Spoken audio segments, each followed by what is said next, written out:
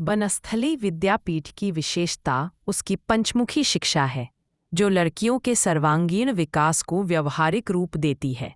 यह शिक्षा योजना शारीरिक, व्यावहारिक, कलात्मक, नैतिक और बौद्धिक इन पांचों पक्षों को संतुलित रूप से विकसित करने पर बल देती है और कक्षा 1 से 8 तक अनिवार्य मानी जाती है।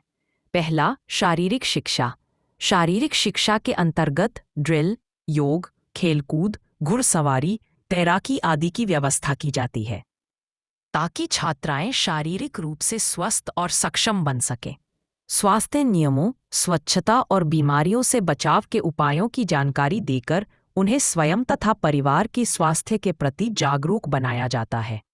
दूसरा, व्यावहारिक शिक्षा। व्यावहारिक शिक्षा का उद्देश्य केवल पुस्तक आधारित ज्ञान तक सीमित न रहकर जीवन उपयोगी कौशल विकसित करना है।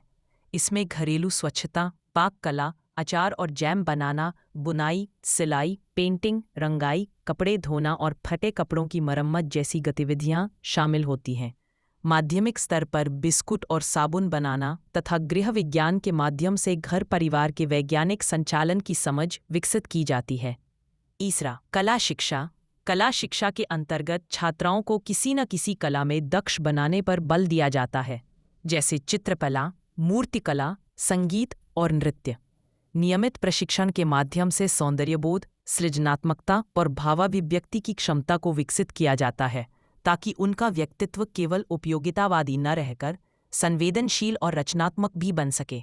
चौथा, नैतिक शिक्षा। नैतिक शिक्षा की नींव सर्वधर्म समभाव यानी अंतरधार्मिक सद्भाव के सिद्धांत पर रखी गई है। सामूहिक प्रार्थनाएं, विभिन्न धर्मों के ग्रंथों का पाठ वाचन और छात्रावास का सामूहिक जीवन छात्राओं में सहिष्णुता, अनुशासन, सेवा भाव और चरित्र निर्माण जैसी नैतिक मूल्यों को मजबूत करते हैं। पांचवा, बौद्धिक शिक्षा। बौद्धिक शिक्षा में यह मान्यता प्रमुख है कि बुद्धि के स्तर पर लड़के और लड़कियां समान हैं, इसलिए दोनों को समान प्रकार की और समान स्तर की शिक्षा मिलनी चाहिए।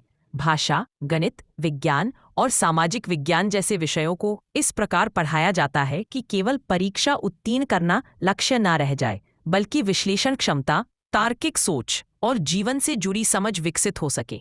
इस प्रकार बनस्थली विद्यापीठ की पंचमुखी शिक्षा को उसका मूल उद्देश्य माना जा सकता है, जो छात्राओं के शारीरिक, मानसिक, सामाजिक, सांस्कृतिक, नैतिक, व्यावसायिक और आध्यात्मिक सभी आयामों के संतुलित और समन्वित विकास का प्रयास करती है।